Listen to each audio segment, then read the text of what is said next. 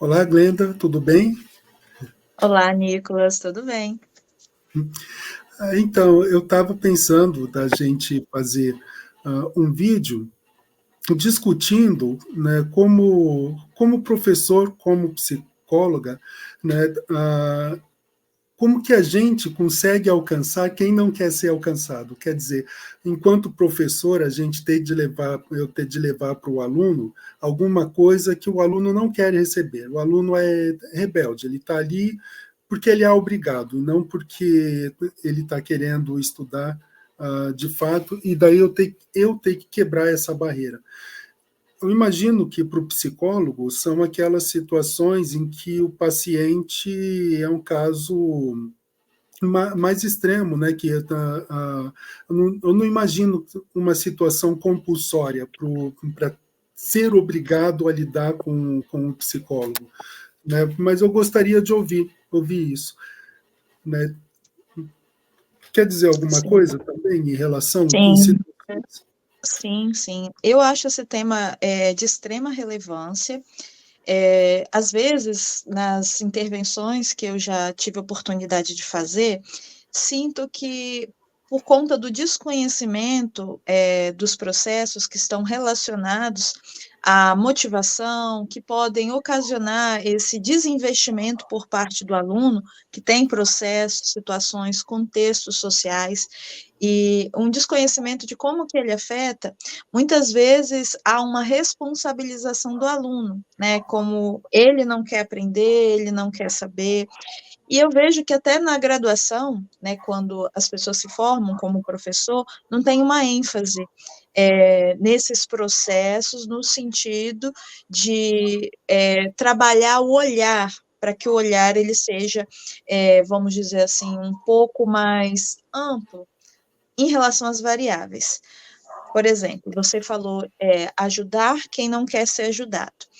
O não querer ser ajudado é o que aparece, é o que é expressado por parte do aluno.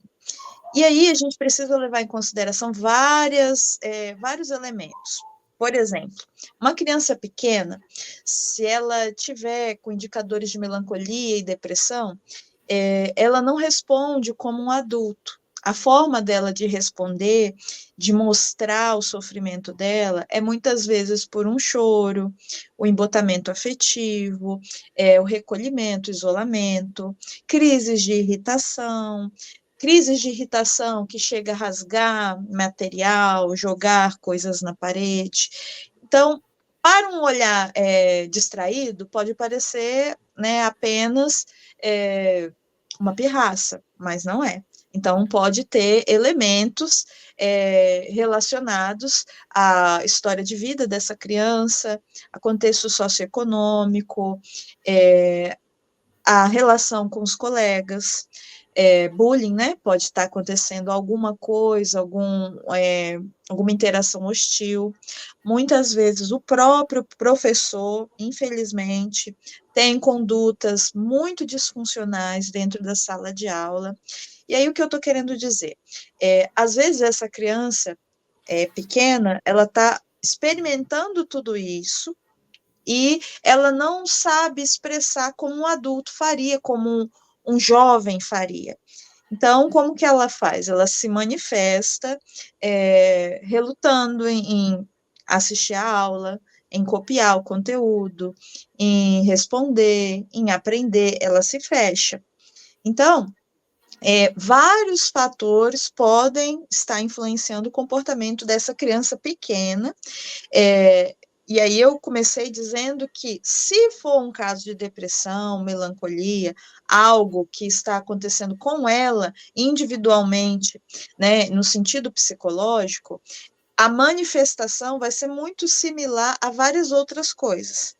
Então, o professor, realmente, com um número grande de alunos na sala, fica difícil ele conseguir se posicionar sem apoio, sem que os outros profissionais, pedagoga, coordenação, enfim, reunião com conversa, né, com outros profissionais para trocar ideia, se essa criança é só na aula dele, se em outras disciplinas ela tem o mesmo comportamento.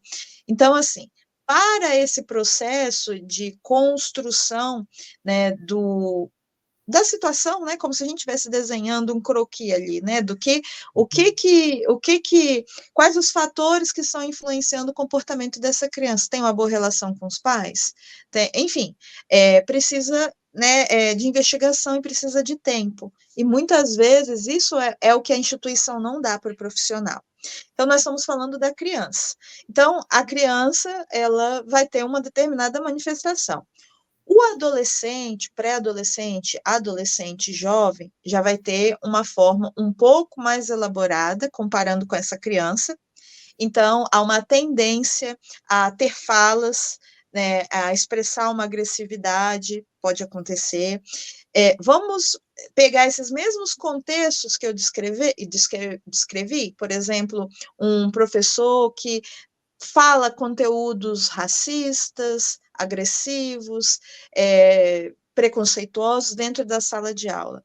Esse jovem que ouve, ele não está passivo ali, não. Então, ele está ouvindo, ele está construindo ali as ideias dele, os referenciais dele, e também a crítica.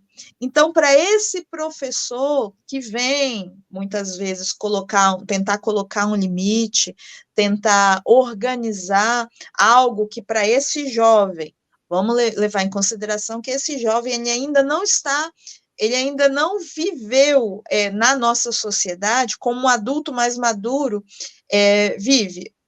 O adulto mais maduro, ele tem o entendimento, ele é construído a partir das vivências, a ideia de que nem sempre aquilo que precisa ser dentro da nossa sociedade, e que muitas vezes a gente precisa ter um jogo de cintura para poder driblar as adversidades, para poder se posicionar frente a coisas que a gente julga abusiva, para não perder o emprego, ou às vezes arriscando o emprego. Então, essa capacidade de avaliação e enfrentamento, adultos têm dificuldade em ter, agora imagine adolescentes e pré-adolescentes. Mas, então, voltando, eles não têm essa vivência da ponderação, né, a questão diplomática que é necessária ter. Então, eles vão falar, eles vão se expressar. Muitas vezes o professor ele está recebendo aquele efeito, ele está recebendo aquelas falas que não foi ele que fez, foram outros professores, a escola às vezes foi negligente, e aí o aluno ele vai construindo ali uma ideia de que a escola não funciona, a instituição não funciona, de que o professor não sabe de nada. Então, em situações que ocorrem pequenos abusos, pequenas, enfim, discrepâncias entre o que é falado, né, o que é apresentado e o que é exigido, né, do aluno, o que o professor apresenta e o que se cobra do aluno, ele vai expor esse adolescente em formação, que está ali tentando se afirmar também diante do grupo, ele vai usar esses momentos, ele pode, né, usar esses momentos para se afirmar. Então, às vezes, não foi aquele professor em si que causou o problema, o trauma, mas ele que vai receber a situação. Então, é delicado porque a gente precisa entender qual o contexto. Esse jovem, muitas vezes, ele está enfrentando situações muito difíceis em casa, situações de violência, enfim, coisas que a gente sabe que acontecem em algumas famílias e que, infelizmente, as políticas públicas ainda não estão preparadas para trabalhar num sentido de efetivo, né,